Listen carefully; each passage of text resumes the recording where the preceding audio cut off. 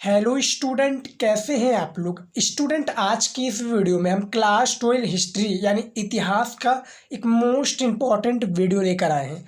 Student, आज की इस वीडियो में हम चैप्टर 1 जो है आपका हिस्ट्री का, उसको हम देखने वाले हैं, जिसका नाम है ईट मनके तथा हस्तियाँ। यानी जो आपका फर्स्ट चैप्टर है ईट मनके तथा हस्तियाँ, इसका हम पूरा एक्सप्लेनेशन करने वाले हैं हिंदी में। आपको पूरी जानकारी आज की इस वीडियो में हम देने वाले हैं, तो वीडियो को आप लास्ट तक ज़रूर देखिएगा, क्योंकि आज का ये वीडियो सबसे ज़्यादा इम्पोर्टेंट होने वाला है हिस्ट्री के स्टूडेंट के लिए। हड़प्पा सभ्यता क्या है, ईट मनके तथा हस्तियाँ किसे कहते हैं, ये बोर्ड एग्जाम की दृष्टि से आपका सबसे ज़्यादा इम्पोर्टेंट है। तो आज की इस वीडियो में चैप्टर 1 को हम पूरा जानकारी देने वाले हैं, तो वीडियो को चलिए शुरू करते हैं। सबसे पहले आपको पता होगा ईट मनके तथा हस्तियाँ जो चैप्टर है आपका किसके आधार पर है, हड़प्पा सभ्यता के ऊपर है। यानी हड़प्पा सभ्यता क्या है, इसी के बारे में ईट मनके तथा हस्तियाँ चैप्टर है। तो सबसे पहले हम हड़प्पा सभ्यता को समझते हैं, उसके बाद में सारी चीज़ें हम इस चैप्टर के देखते हैं। तो देखिए, आपका कुछ पॉइंट है, जैसे हड़प्पा सभ्यता में क्या है। हड़प्पा सभ्यता को सबसे पहले हम देख लेते हैं कि हड़प्पा सभ्यता किसे कहते हैं, हड़प्पा सभ्यता से क्या तात्पर्य है। उसके बाद में हम इस चैप्टर के सारे इंपॉर्टेंट पॉइंट्स को आपको बताएंगे कि कौन कौन से पॉइंट्स हैं, क्या क्या आपका बोर्ड एग्जाम में आ सकता है।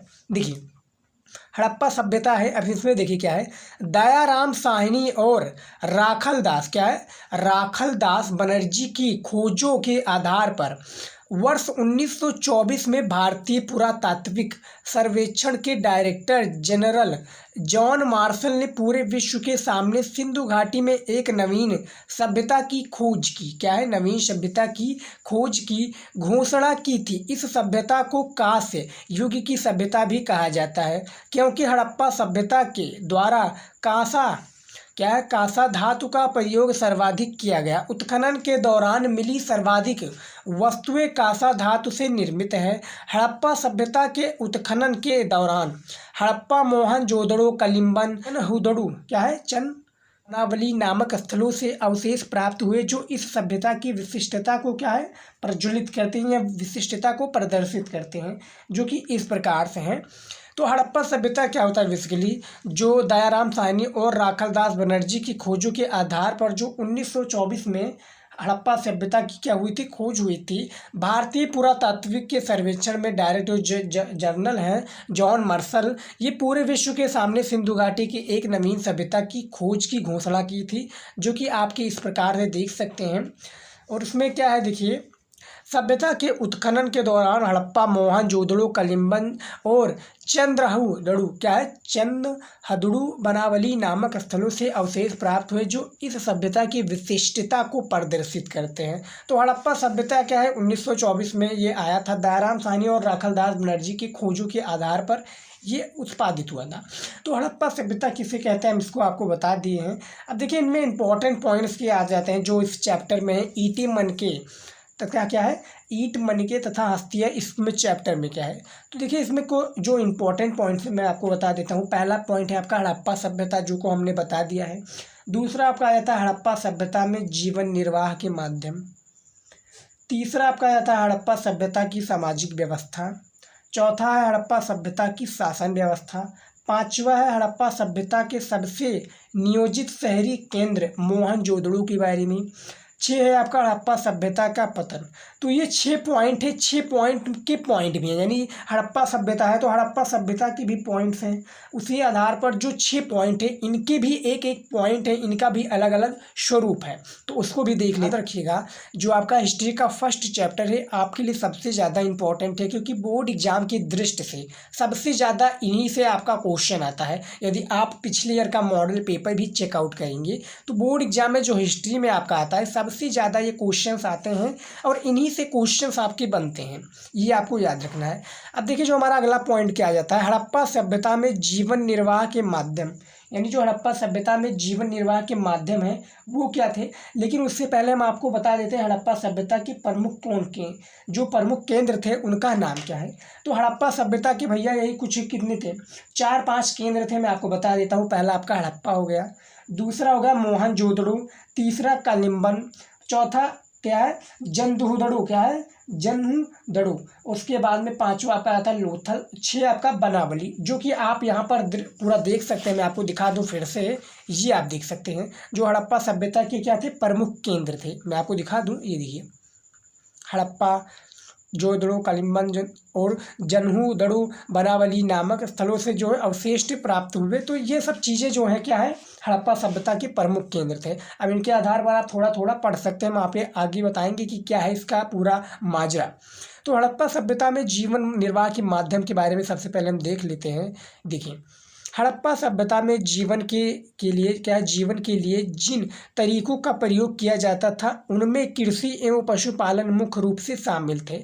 इनका वर्णन कुछ इस प्रकार से किया गया है, पॉइंट के हिसाब से बताया गया है। जैसे ये आपका टॉपिक है कि हड़प्पा सभ्यता में जीवन निर्वाह के माध्यम कौन कौन से थे, उसी के आधार पर ये देख सकते हैं। जैसे कृषि दिया हुआ है तो इनके अनुसार जो टॉपिक इनके आ जाते हैं, इनके जैसे हमने टॉपिक हमने बता दिया। अब इसके पॉइंट्स देखिए जो हड़प्पा सभ्यता के जीवन निर्वाह के माध्यम से, जैसे पहला कृषि, यहाँ पर देख सकते हैं कि उनमें कृषि एवं पशुपालन मुख्य रूप से क्या थे, शामिल थे। तो कृषि के बारे में देखते हैं जो जीवन निर्वाह के माध्यम थे। हड़प्पा सभ्यता का मुख्य व्यवसाय कृषि था। उत्खनन के दौरान हड़प्पाई स्थलों से कृषि कार्य के साक्ष्य उपलब्ध हुए, जैसे मुख्य खाद्यान्न फसलों में गेहूं, क्या है, फसलों में गेहूं, जौ, दाल, सफ़ेद चना तथा तिल प्रमुख थे। गुजरात में क्या है, गुजरात के ब्रैकेट में लोथल से चावल और बाजरा के साक्ष्य प्राप्त हुए हैं। यानी यहाँ पर बात क्या हो रही है बेसिकली कि जो वहाँ पर मुख्य व्यवसाय था हड़प्पा सभ्यता के दौरान, वहाँ पर क्या था, गेहूँ, क्या है, खाद्यान्न, जो मुख्य खाद्यान्न फसलें हैं जैसे गेहूँ, जौ, दाल, सफ़ेद चना तथा तिल प्रमुख, ये गुजरात के लोथल से चावल और बाजरा के साक्ष्य भी प्राप्त हुए। और ये सब चीज़ें जो हड़प्पा सभ्यता के कालीन में उपयोग होती थी। तो ये कृषि से रिलेटेड हुआ। जो हमारा अगला पॉइंट आ जाता है कृषि प्रौद्योगिकी, क्या है, कृषि प्रौद्योगिकी। अब देखिए भैया ये क्या है, कृषि प्रौद्योगिकी क्या है, इसको भी हम देख लेते हैं। इसी में आपका पॉइंट्स आ जाएगा जो जीवन निर्वाह से है कि हड़प्पा सभ्यता में जीवन निर्वाह के माध्यम। यदि आपने स्टूडेंट वीडियो को लाइक नहीं किया तो लाइक कर दीजिए, क्योंकि इसको लिखने में काफ़ी मेहनत लगता है। तो आपका एक लाइक सारे मेहनत को उतार सकता है। लाइक कीजिए, शेयर कीजिए, कॉमेंट कीजिए। जो भी आपकी डाउट्स हैं आप हमें इंस्टाग्राम पर पूछ सकते हैं। इंस्टाग्राम की ID आपको नीचे दे दिया जाएगा। तो कृषि प्रौद्योगिकी में देखिए क्या है, हड़प्पा सभ्यता में खेत जोतने के लिए बैलों का प्रयोग किया जाता था। उसके बाद में क्या है, चोलिस्तान, क्या है, चोलिस्तान ब्रैकेट में आपका थार राजस्थान से लगा, पाकिस्तान रेगिस्तान तथा बनावली ब्रैकेट में हरियाणा से मिट्टी के हल के प्रतिरूप भी कृषि प्रौद्योगिकी की पुष्टि करते हैं। यानी बेसिकली यहाँ पर जो बात हो रही है कि जो हड़प्पा सभ्यता में खेत जोतने के लिए बैलों का प्रयोग होता था। अब तो मॉडर्न जमाना आ गया, ट्रैक्टर हो गया, या जो भी टेक्नोलॉजी आती धीरे धीरे डेवलप हो रही है हमारा इंडिया, और भी जो अलग अलग पूरी दुनिया है जो भी है, तो वहाँ पर अलग अलग न्यू न्यू टेक्नोलॉजी लेकर आ रहे हैं। जो इंडिया है, इंडिया के किसानों के पास भी अब टेक्नोलॉजी आ रही है और उनका उपयोग वो कर रहे हैं। लेकिन जो पहले हड़प्पा सभ्यता में थे वो क्या था, वहाँ पर बैलों का उपयोग होता था। अभी भी बैलों, जो गाँव में यानी गाँव के जो इलाके हैं वहाँ पर भी बैलों का उपयोग किया जाता है। बहुत ही रेयर चांस में आपको मिल जाएंगे बैल जहाँ पर खेत जोतते आपको नज़र आ सकते हैं। तो बैलों का प्रयोग किया जाता था। चोलिस्तान यानी ब्रैकेट में जो राजस्थान का क्या है, राजस्थान से लगा पाकिस्तान रेगिस्तान तथा बनावली हरियाणा से मिट्टी के हल के प्रतिरूप भी कृषि प्रौद्योगिकी में पुष्टि करता है, जो कि कृषि प्रौद्योगिकी के नाम से जाना जाता है। ब्रैकेट में आपका इस प्रकार से भी आप रख सकते हैं, हरियाणा और रेगिस्तान। तो बोर्ड एग्जाम में जो होता है क्या होता है, क्वेश्चन इस प्रकार से भी पूछा जा सकता है कि कृषि प्रौद्योगिकी क्या है, इसको आप समझाइए। 5 नंबर का क्वेश्चन दे दिया गया, 4 नंबर का अति लघु उत्तरीय क्वेश्चन दे दिया गया। तो ये यहीं से क्वेश्चन बनता है, कोई बाहरी क्वेश्चन नहीं आता है, स्टूडेंट याद रखिएगा। अब देखिए हमारा जो नेक्स्ट पॉइंट है पशुपालन एवं शिकार, क्या है, पशुपालन एवं शिकार। जो हड़प्पा सभ्यता में पशुपालन और शिकार होता था, क्या होता था, इसको देखिए। पशुपालन के रूप में भेड़, बकरी, भैंस आदि के साक्ष्य प्राप्त हुए हैं। इन साक्ष्यों के अध्ययन से स्पष्ट है कि ये सभी पशु पालतू थे। यानी क्या है, पालतू थे। जैसे भेड़, बकरी, भैंस आदि साक्ष्य क्या है, ये पालतू हैं। जैसे गांव के इलाकों में भी आप चले जाएंगे तो ये सभी चीज़ें जो है पालतू चीज़ें हैं, ये आपको याद रखना है। तो पशुपालन एवं शिकार के लिए ये सभी चीज़ें हैं। बोर्ड एग्जाम में आ गया लिखने के, तो आपको इसी प्रकार से लिखना है। चलिए अगला पॉइंट जो आ चुका है क्या है, शिल्प उत्पादन। सिंपल सा है, शिल्प उत्पादन। अब इसका देखिए आंसर क्या हो जाएगा।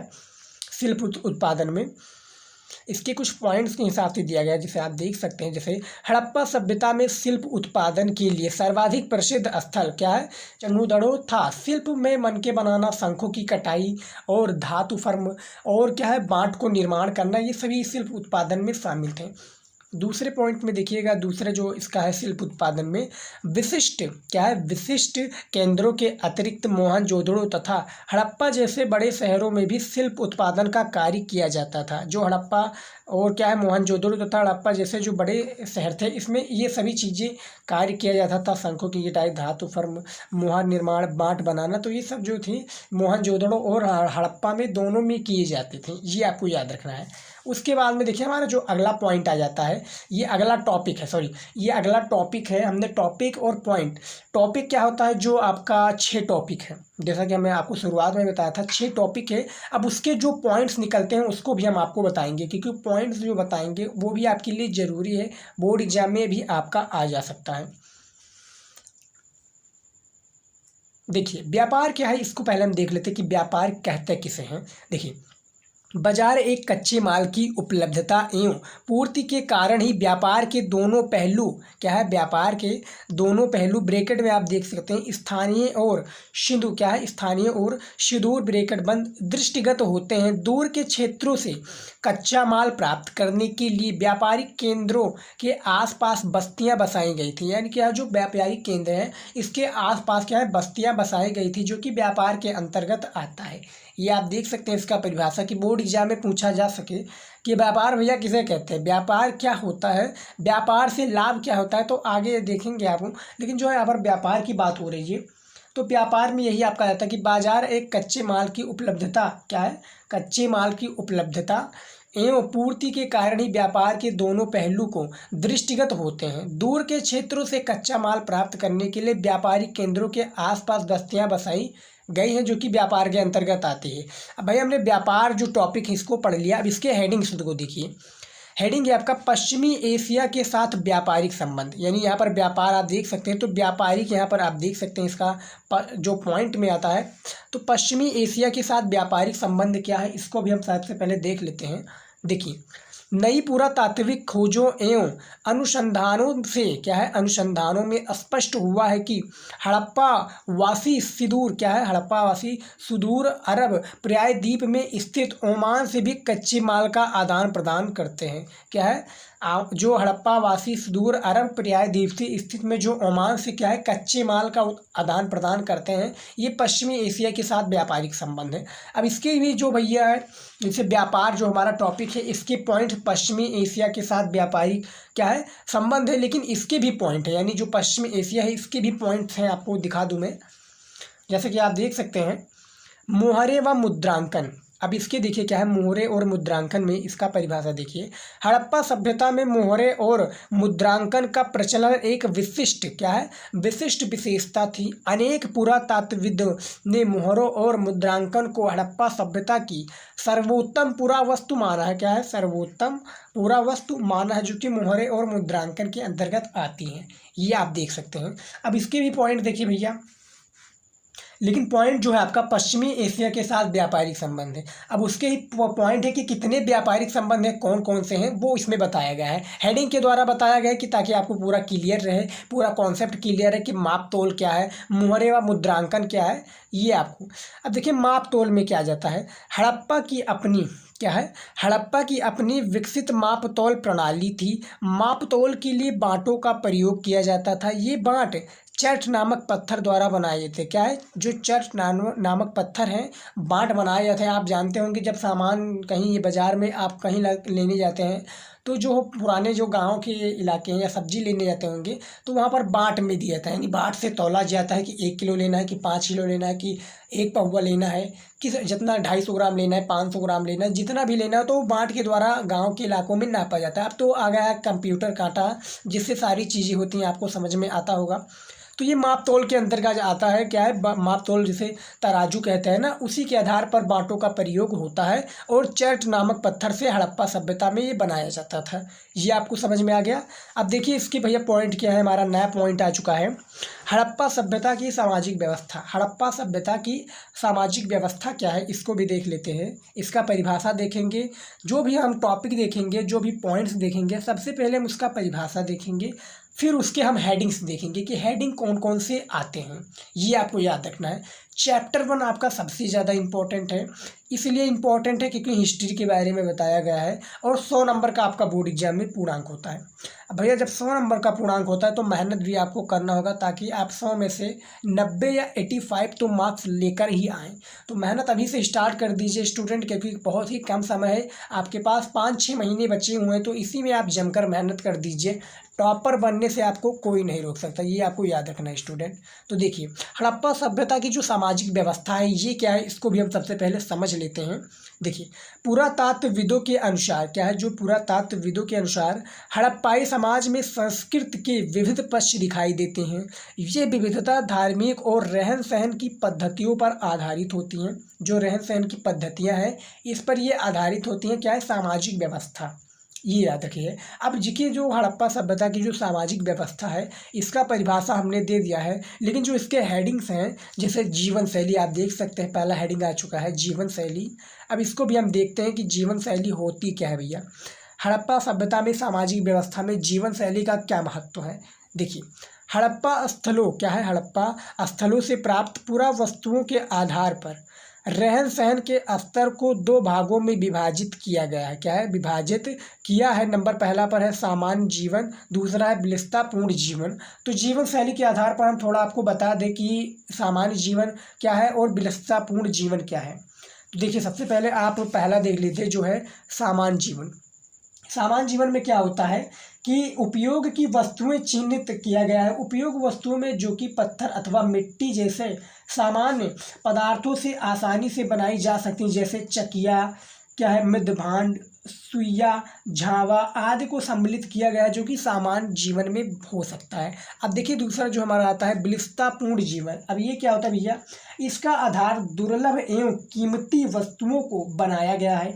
इन वस्तुओं को जटिल तकनीकों एवं दुर्गम पदार्थों से क्या है निर्मित किया जाता है, जैसे फाइनेंस के बने लघु पात्र मादक एवं सुगंधित द्रव्यों के पत्रों के रूप में प्रयुक्त होते हैं। विलासिता जीवन के अधिकांश साक्ष्य मोहनजोदड़ो से प्राप्त हुए। हड़प्पा का एक कलिबंगना क्या है, कलिबंगन जैसे स्थलों से विलासिता संबंधी वस्तुओं की प्राप्ति नहीं हुई, जो कि विलासितापूर्ण जीवन में आ जाता है। सामान्य जीवन में आपका यही चकिया, मृदभांड, सुइया, झावा आदि ये सब आते हैं। तो ये जीवन शैली के आधार हैं जो कि सामाजिक व्यवस्था है हड़प्पा सभ्यता में। अब देखिए अगला हमारा जो पॉइंट आ जाता है, अगला जो हमारा हेडिंग आ जाता है हड़प्पा की सामाजिक व्यवस्था में, वो देख लेते हैं। देखिए हड़प्पाई समाज में धार्मिक पद्धतियाँ, जो हड़प्पाई समाज है इसमें धार्मिक पद्धतियाँ क्या है ये आपको जानना है। यदि आप इसका क्या है, यदि आप इसको आप कॉपी में नोट कर लेते हैं तो आपके लिए बेटर होगा। जो भी आपका क्वेश्चन आएगा इसी से आएगा। पॉइंट के हिसाब से हमने इसलिए बताया है हेडिंग के अनुसार कि इस प्रकार से भी पूछा जा सकता है कि हड़प्पाई समाज में धार्मिक पद्धतियाँ कितनी प्रकार थी, धार्मिक पद्धतियाँ से आप क्या समझते हैं, इसको परिभाषित कीजिए, इसके बारे में बताइए। तो हेडिंग जो होता है, जो पॉइंट होता है, जो हेडिंग होती हैं, उसी के आधार पर आपका क्वेश्चन बना दिया जाता है कि ये 4 नंबर के लायक क्वेश्चन है, ये 6 नंबर के लायक है, कि ये 10 नंबर के लायक है। ये आप समझिए। तो हड़प्पाई समाज में जो धार्मिक पद्धतियाँ थीं वो क्या थीं, उसको भाई हम सबसे पहले देख लेते हैं। देखिए हड़प्पाई समाज में धार्मिक जीवन व प्रथाओं की जानकारी मिलती है। क्या है, प्रथाओं की क्या है जानकारी मिलती हैं। पूरा स्थलों से प्राप्त मिट्टी की मूर्तियां, पत्थर की छोटी मूर्तियों, मोहरों तथा पत्थर निर्मित लिंग क्या है, लिंग पर चित्रित चिन्हों से ये परिलक्षित होता है कि मात क्या है, मात देवी आदि क्या है, माता देवी आदि शिवलिंग प्राकृतिक तत्व की पूजा। तो क्या है यहाँ पर बात क्या हो रही है, जो माता शिवलिंग जो यहाँ पर पहले भोलेनाथ की भी वहाँ पर साक्ष्य मिले, तो प्राकृतिक जो शिवलिंग है भोलेनाथ की वहाँ पर भी साक्ष्य मिले। प्राकृतिक तत्वों की पूजा की जाती थी, जो कि हड़प्पाई समाज में धार्मिक पद्धतियों के अनुसार ये सब चीज़ें होती थी, जो आपके यहाँ पर दिया हुआ है कॉपी पर। उसके बाद में देखिए समाधान की प्रक्रिया, ये भी एक हेडिंग है जो कि सामाजिक व्यवस्था के रूप में है। किसके किसके सामाजिक व्यवस्था के रूप में है? हड़प्पाई समाज के जो पद्धतियां हैं, हड़प्पाई समाज क्या है, हड़प्पा सभ्यता की सामाजिक पद्धति क्या है, तो उसके अनुसार ये सारी हेडिंग्स हैं। हेडिंग को समझिए, ये आपको बेटर होगा। देखिए हेडिंग जो हमारा क्या आ जाता है, तीसरा हेडिंग है समाधान की प्रक्रिया। क्या है? समाधान की प्रक्रिया क्या होती थी? हड़प्पा स्थलों से मिलने वाले समाधानों में समानता, मृतकों को गर्तों में दफनाया गया था। कभी कभी समाधान गर्त की बनावट एक दूसरे से भिन्न होती थी। जो समाधान होता था बेसिकली, जो मर जाते थे, जो व्यक्ति मर जाता था उसको दफनाया जाता था। क्या है? गर्तों में दफनाया गया था। कभी कभी क्या है, समाधान गर्त की बनावट एक दूसरे से भिन्न होती थी, यानी एक दूसरे से अलग होती थी, कि इस प्रकार से ताबूत कह सकते हैं हम। ताबूत में सारी चीज़ें जो हड़प्पाई समाज में होती थी दफनाया जाता ताबूत में बंद करके। तो समाधान की प्रक्रिया में ये होता है। यदि आप स्टूडेंट, जो मैं आपका चैप्टर फर्स्ट पढ़ा रहा हूँ, यदि आप इसका क्या चाहते हैं, पीडीएफ क्या चाहते हैं, यदि आप इसका पीडीएफ चाहते हैं, वो भी कितने, फ्री ऑफ कॉस्ट, फ्री में चाहते हैं, तो बस आपको करना कुछ नहीं, वीडियो को लाइक करना है, चैनल को सब्सक्राइब कर लीजिए और आप हमारे जाइए वेबसाइट पर, गूगल पर सर्च कीजिए शिवम स्टडी नॉलेज। सिंपल सा आप हमारे चैनल का नाम ही सर्च करेंगे गूगल पर, आपको वेबसाइट हमारा दिख जाएगा। वहाँ पर आप जाकर हिस्ट्री का फर्स्ट चैप्टर का पीडीएफ डाउनलोड कर सकते हैं, वो भी फ्री ऑफ कॉस्ट, आपको कोई पैसे देने की ज़रूरत नहीं है। बस आपको ये समझना होगा कि चैप्टर की जो हमारा वीडियो है, काफ़ी स्टूडेंट जो गलती करते हैं वो यहीं पर गलती करते हैं। वो क्या करते हैं, जैसे ही हमने पीडीएफ का नाम लिया वो जाकर हमारी वेबसाइट पे जाते हैं और पीडीएफ डाउनलोड कर लेते हैं। बाद में उनको जो सारी चीज़ें वो समझ में नहीं आती। तो इसीलिए मैं कहता हूँ कि वीडियो आप पूरा देखिए, उसके बाद में आप जाकर डाउनलोड कर लीजिए, तब आप उसको सारी कन्वर्जेशन कीजिएगा, उसमें क्वेश्चन देखिएगा कि कितने प्रकार से क्वेश्चन है, सारी चीज़ें तब आप पीडीएफ में देखिएगा। सबसे पहले आपको क्या है, वीडियो को देखना है, उसमें समझना है कि मैं क्या समझा रहा हूँ आपको, यह मैटर करता है। पीडीएफ तो हर कोई डाउनलोड कर लेता है, फ्री का नाम सुनते ही सारी चीज़ें होने लगती हैं, ये आपको याद रखना। तो हम कोई पैसा नहीं ले रहे, आप बस जाइए पीडीएफ डाउनलोड कीजिए फ्री ऑफ कॉस्ट। तो देखिए जो समाधान की प्रक्रिया में ये सारी चीज़ें होती थी, क्या जो ताबूत होते थे दूसरे से भिन्न होती थी। अब इसके बाद में देखिए जो हमारा नेक्स्ट टॉपिक आ जाता है, ये टॉपिक है, ये याद रखिएगा, वो सारे हेडिंग्स थे जो कि हड़प्पा सभ्यता की सामाजिक व्यवस्था के आधार पर थी। अब देखिए जो हमारा नेक्स्ट टॉपिक आ जाता है हड़प्पा सभ्यता की शासन व्यवस्था। हमने वहाँ पर सामाजिक व्यवस्था देखी, अब यहाँ पर शासन व्यवस्था क्या थी हड़प्पा सभ्यता में। जो शासन था हड़प्पा सभ्यता में वो क्या था, जैसे इंडिया में शासन हमारा है इंडियन आर्मी को लेकर, और जो भी हमारे देश के प्रति वो शासन व्यवस्था के रूप में, वही उसी के आधार पर जो हड़प्पा सभ्यता में था उनका भी एक शासन व्यवस्था था। तो सबसे पहले हम इसका परिभाषा देखेंगे शॉर्ट में, उसके बाद में उसके जो हेडिंग्स हैं उसको भी हम देखेंगे। देखिए हड़प्पा सभ्यता की सुसंगठित स्वरूप एवं व्यापकता, क्या है, व्यापकता के कारण पुरातत्वविदों यहाँ किसी शासन सत्ता के होने का अनुमान व्यक्त किया गया है। हालांकि इस संबंध में कोई स्पष्ट पुरातात्विक साक्ष्य अभी तक प्राप्त नहीं हुए हैं। यानी वहाँ पर जो शासन व्यवस्था थे, यहाँ पर अनुमान व्यक्त किया गया कि कोई एक यहाँ पर सत्ता का क्या है राज करता था, उसके आधार पर सारी चीज़ें हड़प्पा सभ्यता में होती थी शासन के दौरान। तो अभी तक इसका जो है साक्ष्य अभी तक प्राप्त नहीं हुए हैं हड़प्पा सभ्यता से वैज्ञानिकों को। तो हड़प्पा सभ्यता में यही है। अब इसके हेडिंग्स को हम देखेंगे आगे, ताकि सारी चीज़ें आपका क्लियर रहे हड़प्पा सभ्यता के शासन व्यवस्था में। अब देखिए हमारा नेक्स्ट जो टॉपिक आ जाता है, क्या आ जाता है, हड़प्पा सभ्यता का सबसे नियोजित शहरी केंद्र मोहनजोदड़ो। अब भैया मोहनजोदड़ो के बारे में पढ़ने वाले हैं कि मोहनजोदड़ो होता क्या है। हड़प्पा सभ्यता का सबसे नियोजित शहर केंद्र मोहनजोदड़ो, इसका परिभाषा सबसे पहले देख लेते हैं स्टूडेंट। नियोजित नगर हड़प्पा सभ्यता की अद्वितीय विशेषता थी, जिसमें आधार पर क्या है, जिसमें आधार पर शहरी केंद्र विकसित किए गए थे।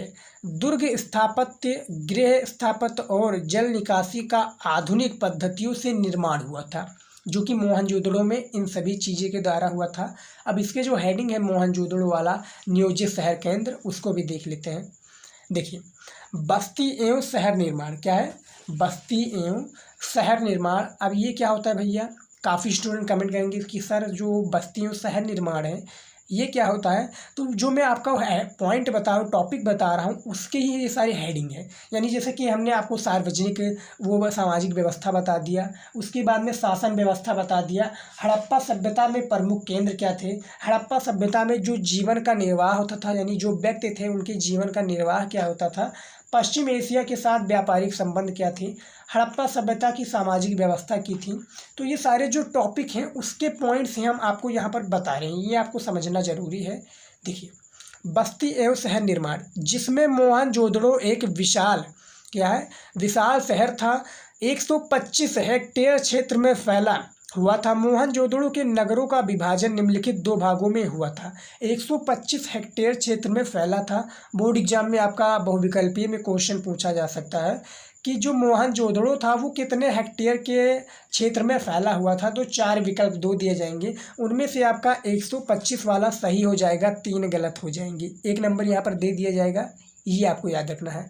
तो क्या था, मोहनजोदड़ो को नगरों का विभाजन निम्नलिखित 2 भागों में क्या है, बांटा गया है। पहला आपका है दुर्ग। सबसे पहले हम दुर्ग के बारे में देखते हैं कि दुर्ग होता क्या है। देखिए, निचले नगर से अपेक्षाकृत ऊंचे स्थान पर स्थित था। निचला नगर दुर्ग की अपेक्षा अधिक बड़ा व विस्तृत था। दुर्ग ऊंचाई का कारण था कि भवनों को ऊंचे चबूतरों पर बनाया गया था। क्या है, ऊंचे चबूतरों पर बनाया था दुर्ग को, जो कि मोहनजोदड़ो के उसमें था, सभ्यता में था, मोहनजोदड़ो के दौरान था। मोहनजोदड़ो के नगरों का विभाजन है। दूसरा आपका निचले शहर, यानी वो दुर्ग था जो ऊंचे चबूतरों पर बनाया गया था, लेकिन जो निचले शहरों में मोहनजोदड़ो का विभाजन में ये क्या था, निचले शहर को भी किलेबंदी की क्या है, किलेबंदी की गई थी, अर्थात निचले शहरों को दीवारों से घेरा गया था। धोलावीरा क्या है, धोलावीरा और लोथल जैसे स्थलों पर पूरी बस्ती किलेबंद थी। यहाँ पर क्या बात हो रही है, उसका अपोजिट, यानी वहाँ पर ऊंचे बनाया गया था, यहाँ पर क्या है, किले बंद की गई थी, अर्थात निचले शहरों के दीवारों पर घेरा गया था। और जो धोलावीरा और लोथल जो गुजरात में है, इस जैसे स्थलों पर पूरी बस्ती पर किलेबंद थी, ये आपको याद रखना है। तो हड़प्पा सभ्यता का जो क्या है, सबसे नियोजित शहरी केंद्र था मोहनजोदड़ो था, हमने बता दिया। अब इसके भी जो हेडिंग्स हैं, दुर्ग और निचले, इसको भी हमने बता दिया। तो अब देखिए क्या है, दुर्ग स्थापत्य, ये हेडिंग देखिए, दुर्ग स्थापत्य क्या है। बेसिकली जो दुर्ग स्थापत्य है, ये देखिए, दुर्ग में माल गोदाम, ब्रैकेट में आप अन्नागार क्या है, अन्नागार देख सकते हैं, एवं स्नानागार क्या है, स्नानागार, अन्नागार स्नानागार भी सम्मिलित था। स्नाना क्या है, नाम हम सही पढ़ रहे हैं तो बताइएगा। स्नानागार ब्रैकेट में मोहनजोदड़ो से प्राप्त आंगन में बना एक आयताकार क्या है, आंगन में बड़ा एक आयताकार जलाशय था, जो चारों ओर से एक गलियारे से घिरा हुआ था। जलाशय तक जाने के लिए उत्तर और दक्षिण दिशा में क्या है, उत्तर और दक्षिण दिशा में सीढ़ियां बनी हुई थी। बेसिकली क्या होता है, जो दुर्ग स्थापत्य है, यहाँ पर दुर्ग स्थापन में माल गोदाम, ब्रैकेट में जो उनका नाम था या नाम था, इसे स्नाना क्या है, स्नानागार और अन्नागार, तो ये जो सम्मिलित थे मोहनजोदड़ो से प्राप्त आंगन में बना एक आयताकार जलाशय था। आंगन के बीच में मोहनजोदड़ो का एक जलाशय था, जो कि चारों ओर से गलियारों से घिरा हुआ था। जलाशय तक जाने के लिए उत्तर और दक्षिण दिशा में क्या है, सीढ़ियां बनाई गई थी। ये आपको जब एक चित्र होगा, चित्र के आधार पर जब समझाएंगे तो ज़्यादा समझ में आएगा, लेकिन आप इसी प्रकार से समझिए। आप समझ लीजिए कि एक यानी जलाशय था, मैं आपको दिखा देता हूँ, एक जलाशय था, आयताकार जलाशय था, जो चारों ओर से गलियारों से, यानी चारों ओर के गलियारों से घिरा हुआ था। और जलाशय के जाने के लिए उत्तर और दक्षिण तक क्या है, सीढ़ियाँ बनाई गई थी। ये आपको याद रखें, उत्तर और दक्षिण में क्या है, सीढ़ियाँ बनाई गई थी, सारी चीज़ें बनाई गई थी। तो दुर्ग स्थापत्य में ये आपको समझ सकते हैं। अब गृह स्थापत्य क्या होता है, हेडिंग ये भी आपका काफ़ी ज़्यादा इंपॉर्टेंट है। क्या है, गृह स्थापत्य। मोहनजोदड़ो के निचले शहर में आवासीय घर बने थे। घरों को बनाने क्या है, घरों को बनाते समय, आवासीय घर बने थे, घरों को बनाते समय एकांत क्या है, एकांत प्रियता को महत्व दिया गया था। एकांत प्रियता क्या होता है, जो मोहनजोदड़ो के निचले शहर हैं, इसमें जो घर बने गए थे, जैसे जो हमारा घर है, घरों के बनाते समय जो एकांत प्रियता का महत्व दिया गया था, ताकि गृह स्थापत्य हो सके, गृह का पूरा कार्य हो सके मोहनजोदड़ो के दौरान। उसमें देखिए क्या है, ये भी हमारा एक हेडिंग है, जल निकासी व्यवस्था, यानी मोहनजोदड़ो में जो जलाशय था आयताकार का, वो किस प्रकार से निकलता था, उसका क्या स्वरूप होता था, वो किस प्रकार से किस नाले गटर में कहाँ पर जाते था। तो नियोजित जल निकास प्रणाली हड़प्पा सभ्यता क्या है, हड़प्पा शहरों की एक प्रमुख विशेषता थी। सड़कों तथा गलियों को लगभग एक ग्रिड क्या है, एक ग्रिड पद्धति की निर्मित किया गया था, जो एक दूसरों को समकोण काटती है क्या है, एक दूसरे के समकोण को काटते हैं क्या है। जब मुख्य विशेषता थी सड़कों तथा गलियों की, तो वहाँ पर एक ग्रिड पद्धति निर्मित किया गया था जो कि एक दूसरे के समकोण को काटती है और जलाशय का क्या होता है, निकराव होता है, जलाशय का क्या है, निकास होता है। ये आपको याद रखना है। जलाशय इस बोर्ड एग्जाम में पूछा जाएगा कि जल निकासी व्यवस्था हड़प्पा सभ्यता में किस तरह से थी, बताइए। तो ये 6 नंबर का क्वेश्चन शायद होगा, थोड़ा आपको लंबा में बताना होगा, थोड़ा आपका जो आंसर होगा वो थोड़े बड़े में होगा, तो ये आपको याद रखना है। अब देखिए हमारा जो नेक्स्ट पॉइंट आ जाता है वो क्या आ जाता है, सार्वजनिक स्नानागार। क्या है, सार्वजनिक स्नानागार। इसके बारे में सबसे पहले हम परिभाषा देखेंगे, यानी इसको परिभाषा क्या है इसका, जो सार्वजनिक स्नानागार है। उसके बाद में हम इसके हेडिंग्स को देखेंगे, यदि हेडिंग होंगे तो। देखिए, हड़प्पा सभ्यता में मोहनजोदड़ो के दुर्ग का प्रयोग संभवतः विशिष्ट परियोजनों के लिए किया जाता था। इसमें माल गोदाम व विशाल क्या है, हड़प्पा सभ्यता में जो मोहनजोदड़ो के दुर्ग का प्रयोग संभवतः जो चबूतरों का प्रयोग होता था, जैसे यहाँ पर दुर्ग की बात हो रही है, तो दुर्ग क्या था भैया, दुर्ग क्या था मैं आपको दिखा देता हूँ। दुर्ग होता था, ये देखिए आप दुर्ग फिर से देख लीजिए, दुर्ग जो निचले नगर के अपेक्षाकृत ऊंचे स्थलों पर स्थित था। यहाँ पर ऊंचे चबूतरों पर ये भवनों के ऊपर बनाया गया था दुर्ग।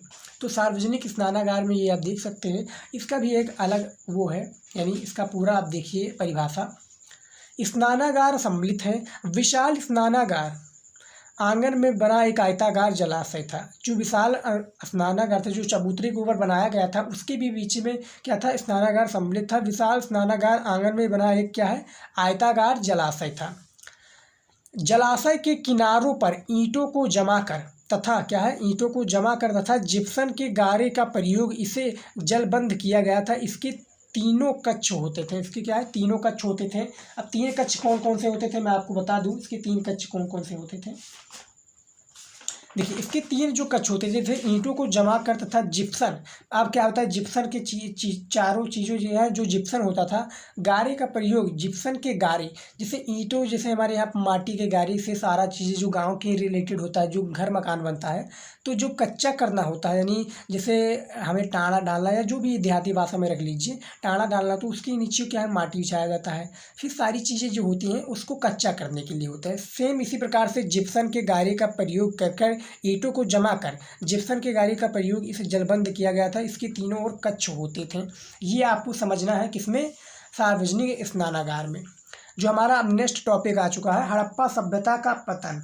सबसे पहले हमने बता दिया मोहनजोदड़ो के बारे में, हड़प्पा सभ्यता के क्या क्या रूल थे, हड़प्पा सभ्यता की सामाजिक व्यवस्था क्या थी, हड़प्पा सभ्यता का एक केंद्र क्या था, हड़प्पा सभ्यता किस प्रकार से था, हड़प्पा सभ्यता के प्रमुख केंद्र कौन से थे। ये सारी चीज़ें हमने बता दी, मोहनजोदड़ो की चीज़ें भी बता दी। लेकिन यहाँ पर जो हमारा नेक्स्ट टॉपिक आ जाता है, हड़प्पा सभ्यता का पतन कब हुआ, पतन का कारण क्या था उसको भी हम पढ़ेंगे, लेकिन पतन क्या हुआ उसके देखते हैं।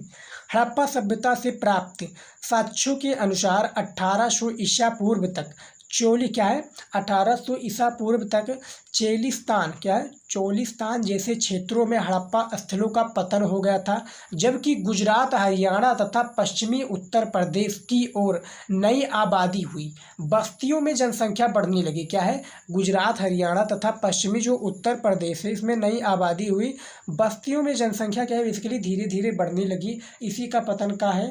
अब पतन का कारण क्या था जो हड़प्पा सभ्यता का था, ये देखिए, जलवायु परिवर्तन, वनों का विनाश, विनाशकारी बाढ़ क्या है, विनाशकारी बाढ़, नदियों का सूखना व मार्ग बदलना तथा भूमि के अत्यधिक दोहन हड़प्पा सभ्यता के पतन के क्या है, प्रमुख कारण थे।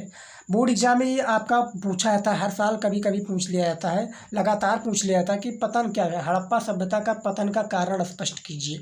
तो यहाँ पर आप शॉर्ट में हमने बताया पतन का कारण। उसमें देखिए क्या है, सभ्यता के पतन का कारण तार्किक कारण केंद्रीकृत हड़प्पा राज्य तथा अंत होना प्रतीत होता है। उत्तर हड़प्पा स्थलों में मोहरों का न मिलना, लिपि व क्या है विशिष्ट मानकों का अभाव, मापतोल की एकीकृत प्रणाली को लोप व नगरों का पतन इसकी पुष्टि करता है। क्या, हड़प्पा सभ्यता के पतन का पुष्टि करता है, ये आप देख सकते हैं। अब हड़प्पा स्थलों के इतिहासकारों की क्या है, यहाँ पर बात हो रही है। हड़प्पा सभ्यता की इतिहासकारों की पुनर्रचना में समस्याएं बताइए। कौन कौन सी समस्याएं हैं? तो 4 समस्याएं हमने आपको बताई। जैसे पहला है खोजों के वर्गीकरण की समस्या। अब ये क्या होता है, बोर्ड एग्जाम में यदि आपका ये क्वेश्चन आ गया लघु उत्तरीय प्रश्न में तो आपको लिखना होगा। तो यहाँ पर बताया गया कि खोजों का वर्गीकरण की समस्या क्या है। तो पुरातत्वविदों का अपनी खोजों का सामान्य सिद्धांत प्रयुक्त पदार्थों जैसे पत्थर, मिट्टी, धातु, अस्थि, हाथी दांत आदि के संबंध में होता है। पुरातत्वविदों के समक्ष ये समस्या उत्पन्न होती है कि इन वस्तुओं को उनकी उपयोगिता के आधार पर किस प्रकार वर्गीकृत किया जाए। ये खोजों के वर्गीकरण की समस्या है। दूसरा आपका आ जाता है स्थानीयता की समस्या। क्या है? स्थानीयता की समस्या क्या है?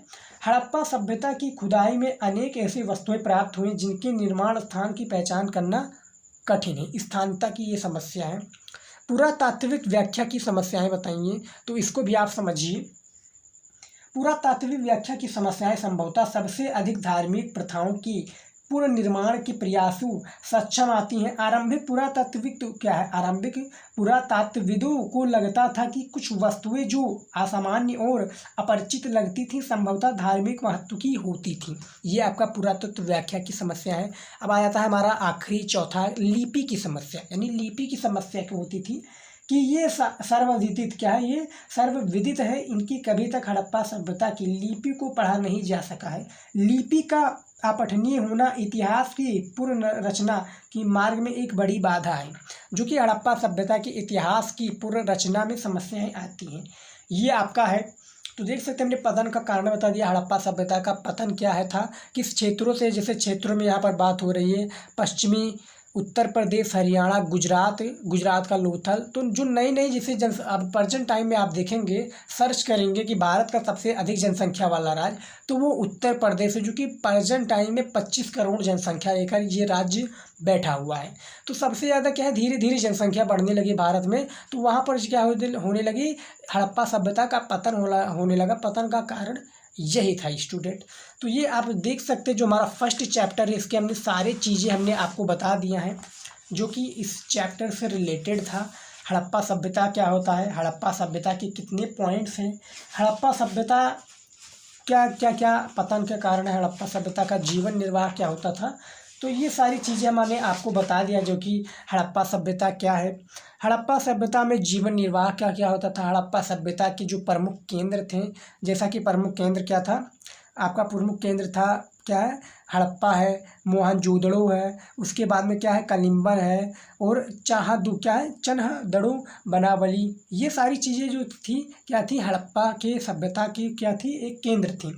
और हड़प्पा सभ्यता की सामाजिक व्यवस्था किस प्रकार से थी, हड़प्पा सभ्यता की शासन व्यवस्था किस प्रकार से थी, हड़प्पा सभ्यता के सबसे नियोजित शहर मोहनजोदड़ो का क्या तात्पर्य है। तो इनके जो हमने टॉपिक बताए, टॉपिक के भी पॉइंट हैं और पॉइंट के भी हेडिंग है, ये आपको याद रखना है। तो चैप्टर 1 का हमने सारी चीज़ें आपको बता दिया है जो कि इस चैप्टर से रिलेटेड था। इस चैप्टर से जो भी इम्पोर्टेंट था ये हमने सारी चीज़ें आपको बता दी है। तो आई होप कि आज का ये वीडियो आपको हिस्ट्री का पसंद आया होगा। हिस्ट्री के स्टूडेंट के लिए ऐसा ही हम वीडियो लेते आते रहेंगे।